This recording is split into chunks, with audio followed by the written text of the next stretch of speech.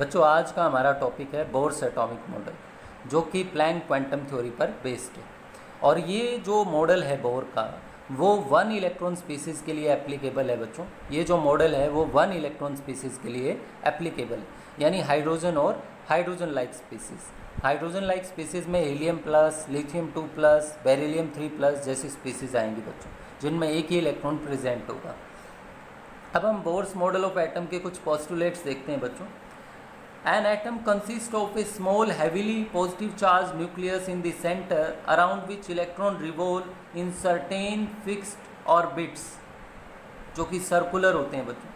इन्होंने ये बोला बच्चों कि इलेक्ट्रॉन न्यूक्लियस के सराउंडिंग में रिवॉल्व करते हैं इन सर्टेन फिक्स्ड ऑर्बिट, जिसका मतलब ये है कि सभी तरह के ऑर्बिट पॉसिबल नहीं है बच्चों, बल्कि कुछ फिक्स्ड रेडियस के ऑर्बिट ही पॉसिबल है। ठीक है, अब क्या कहते हैं उसके बाद कि इलेक्ट्रोस्टैटिक फोर्स जो है बच्चों न्यूक्लियस और इलेक्ट्रॉन के बीच में, वो सेंट्रीपिटल फोर्स का काम करती है बच्चों। जो इलेक्ट्रॉन के सर्कुलर मोशन के लिए जो सेंट्रीपिटल फोर्स की रिक्वायरमेंट है बच्चों, वो कहाँ से आ रही है? इलेक्ट्रोस्टैटिक फोर्स सेंट्रीपिटल फोर्स का काम कर रही है बच्चों। ठीक है, अब आपको पता होना चाहिए कि ये जो इलेक्ट्रोस्टैटिक फोर्स है बच्चों, कोलम्बिक फोर्स ऑफ अट्रैक्शन, उसका फार्मूला क्या है? K(Q1Q2/r²) और सेंट्रीपिटल फोर्स mv²/r। ठीक है, ये जो इलेक्ट्रोस्टैटिक फोर्स है ये किसका काम कर रही है बच्चों? सेंट्रीपिटल फोर्स का। ठीक है, Q1 क्या है? न्यूक्लियर चार्ज बच्चों, Z(E). Q2 क्या है? Electron charge. ठीक है, तो हम इसकी जगह क्या लिख सकते हैं? K(Z)(E²/r² is equal to mv²/r। बच्चों इसने ये बताया कि जो इलेक्ट्रॉन को रिवॉल्यूशन के लिए, सर्कुलर रिवॉल्यूशन के लिए जो सेंट्रीपिटल फोर्स चाहिए, इलेक्ट्रोस्टैटिक फोर्स सेंट्रीपिटल फोर्स का काम करती है बच्चों। ठीक है, अब जैसे इलेक्ट्रॉन को सेंट्रीपिटल फोर्स प्रोवाइड कर रही है हमारी कौन सी फोर्स बच्चों, या काम कर रही है? इलेक्ट्रोस्टैटिक फोर्स, जो सेंट्रीफ्यूगल फोर्स को बैलेंस कर देती है बच्चों। किसको बैलेंस कर देती है? सेंट्रीफ्यूगल फोर्स को। ठीक है, अब सबसे मेन पॉइंट बच्चों, जब इन्होंने ये बोल दिया था कि कुछ ऑर्बिट फिक्स्ड रेडियस के पॉसिबल है, जिसका क्या मतलब निकलता है कि एनर्जी भी उन ऑर्बिट की क्या रहेगी बच्चों? फिक्स। एनर्जी इलेक्ट्रॉन के पास सभी तरह की पॉसिबल नहीं हो सकती है। इलेक्ट्रॉन की एनर्जी भी उन फिक्स्ड रेडियस के ऑर्बिट की तरह फिक्स ही होगी बच्चों। ठीक है, energy of an electron remain constant as long as electron stay in same orbit. जब तक इलेक्ट्रॉन सेम ऑर्बिट में है बच्चों, ना वो एनर्जी गेन करने वाला है, ना वो एनर्जी लॉस करने वाला है। ठीक है, इसलिए उन ऑर्बिट्स को आप स्टेशनरी ऑर्बिट भी बोलते हैं। स्टेशनरी का मतलब ये नहीं है कि इलेक्ट्रॉन रुके हुए हैं बच्चों। स्टेशनरी ऑर्बिट का मतलब ये है कि उन ऑर्बिट के अंदर इलेक्ट्रॉन की एनर्जी फिक्स्ड, उन ऑर्बिट की एनर्जी फिक्स्ड। ठीक है, और इनको हम एनर्जी लेवल्स भी बोलते हैं ऑर्बिट्स को। ठीक है, और इनको रिप्रेजेंट करते हैं हम KLMN, या फिर n = 1 2 3 4 एट्सेट्रा, मतलब ऐसे ही आप इनफाइनाइट तक जा सकते हैं बच्चों। उसके बाद बच्चों, when an electron jump from one orbit to another, it emits और absorb a fix amount of energy. जब इलेक्ट्रॉन जंप करता है बच्चों एक ऑर्बिट से दूसरे ऑर्बिट में, तब ये एमिट या एब्जॉर्ब करेगा एक फिक्स अमाउंट ऑफ एनर्जी को। ये नहीं कि कोई भी एनर्जी का अमाउंट रिलीज या एब्जॉर्ब कर देगा बच्चों, एक फिक्स्ड अमाउंट ऑफ एनर्जी। ठीक है, क्योंकि हर एक ऑर्बिट की एनर्जी क्या है बच्चों? फिक्स्ड। ठीक है, वैसे जब इलेक्ट्रॉन एनर्जी एब्जॉर्ब करता है बच्चों, तब ये हायर एनर्जी लेवल में जाता है।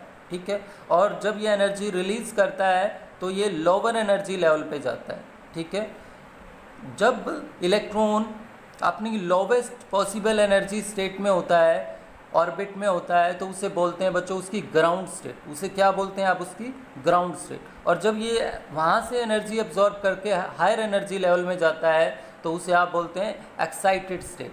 ठीक है बच्चों, अगर आपको एनर्जी डिफरेंस निकालना है दो लेवल के बीच का, तो हम क्या करेंगे बच्चों? E2 - E1। ठीक है, only those orbit are permissible for which angular momentum is an integral multiple of h/2π। इसका क्या मतलब है बच्चों?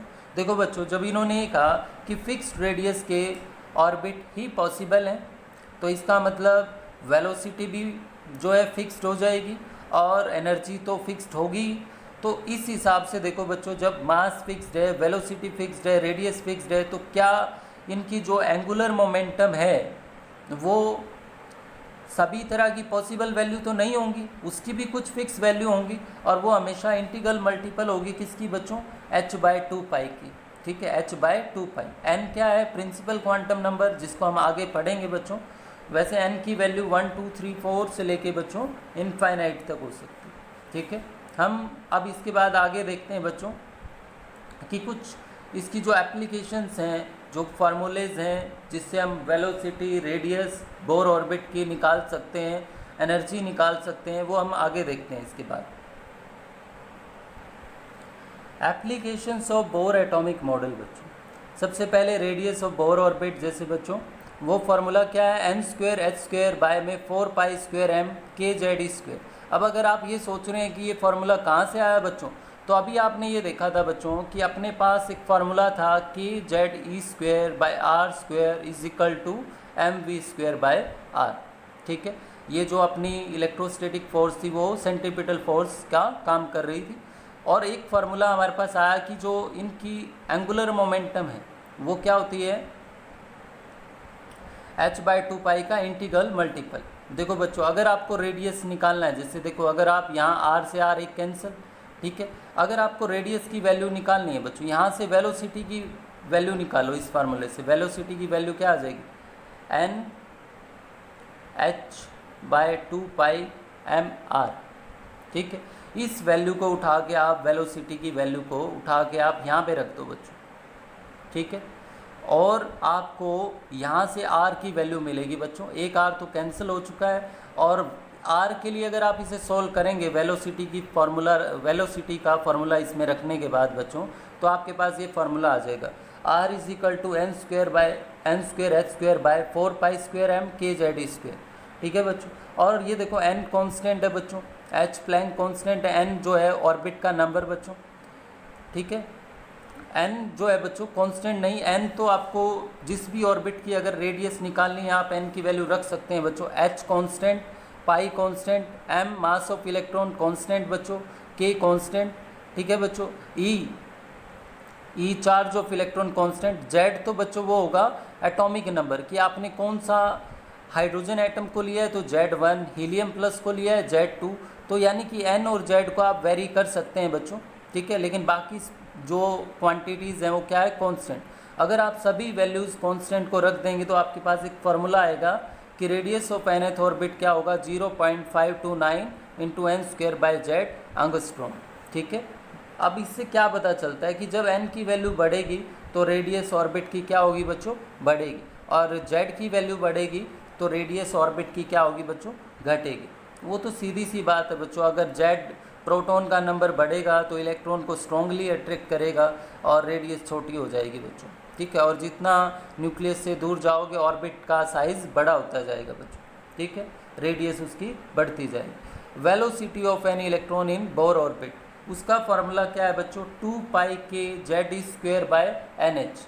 अगर आपको वेलोसिटी का फार्मूला निकालना है बच्चों तो आप क्या करें, जैसे आपके पास फार्मूला था kz²/r² mv²/r, यहाँ r से एक r कैंसिल कर दो। ठीक है, और आपको किसकी वैल्यू निकालनी है, वेलोसिटी की। अब की बार क्या करो, इस फार्मूले से r की वैल्यू निकाल लो, mvr=nh/2π। तो r की वैल्यू क्या आ जाएगी बच्चों, nh/2π mv। ठीक है, तो इस वैल्यू को उठा के आप क्या करें बच्चों, यहाँ पे रखते हैं इसके अंदर। ठीक है, इसके अंदर r के अंदर। देखो बच्चों, अगर आपको वेलोसिटी की वैल्यू निकालनी है तो r की वैल्यू निकालना है इस फार्मूले से और इसमें प्लेस कर दें। ठीक है, ताकि r की टर्म खत्म हो जाए, और वेलोसिटी का जो फार्मूला आएगा आपका ये आएगा बच्चों, 2πkz²/nh। On putting value of all constant then you will get this formula बच्चों, 2.18 × 10⁸ × z/n cm/s। ठीक है बच्चों, यहाँ से क्या पता चलता है कि z अगर आप इंक्रीज़ कर रहे हैं प्रोटॉन का नंबर तो वेलोसिटी इंक्रीज़ कर रही है बच्चों, और अगर आप ऑर्बिट का नंबर बढ़ा रहे हैं बच्चों तो वेलोसिटी क्या हो रही है, डिक्रीज़ कर रही है। अब बच्चों टाइम पीरियड का अगर आप देखना चाहें कि वो एन और जेड के साथ कैसे वेरी करता है, तो टाइम पीरियड क्या होता है, कितना टाइम लगेगा एक सर्कल कवर करने में इलेक्ट्रॉन को, तो क्या होगा, वो होगा distance by velocity, circumference by velocity. ठीक है, आर का जो वेरिएशन था एन और जेड के साथ वो था एन स्क्वायर बाय जेड, और वी का बच्चों जेड बाय एन। तो ओवरऑल टाइम पीरियड जो होगा वो क्या होगा, ओवरऑल जो टाइम पीरियड होगा बच्चों वो एन क्यूब के डायरेक्टली और जेड स्क्वायर के इन्वर्स। ठीक है, ये आपको पता होना चाहिए। और फ्रीक्वेंसी टाइम पीरियड का रेसिप्रोकल होता है, तो फ्रीक्वेंसी कैसे वेरी करेगी जेड स्क्वायर और एन क्यूब के साथ, वो आप देख सकते हैं। ठीक है, तो ये वेलोसिटी, रेडियस, टाइम पीरियड और फ्रीक्वेंसी का जेड और एन के साथ जो वेरिएशन है बच्चों, ये बहुत ज़्यादा इम्पोर्टेंट है। इस पे न्यूमेरिकल जो हैं या जो इनके ऊपर जो कॉन्सेप्ट हैं वो कंपटीशन में बहुत ज़्यादा पूछे जाते हैं बच्चों। ठीक है, अब हम एनर्जी ऑफ इलेक्ट्रॉन की बात करते हैं बच्चों। देखो बच्चों, टोटल एनर्जी जो होगी इलेक्ट्रॉन की, होता तो वैसे एक्चुअल में ये सिस्टम की एनर्जी है बच्चों, वैसे हम बोल देते हैं energy of an electron. System में न्यूक्लियस भी आ जाता है बच्चों, इलेक्ट्रॉन भी आ जाता है। अब टोटल एनर्जी क्या होती है, potential energy plus kinetic energy. और पोटेंशियल एनर्जी क्या होगी बच्चों, माइनस के जेड स्क्वायर बाय आर, और काइनेटिक एनर्जी इलेक्ट्रॉन की हाफ एम वी स्क्वायर। ठीक है, अब बच्चों एम वी स्क्वायर की जगह हम क्या रख सकते हैं, k Z E square by are.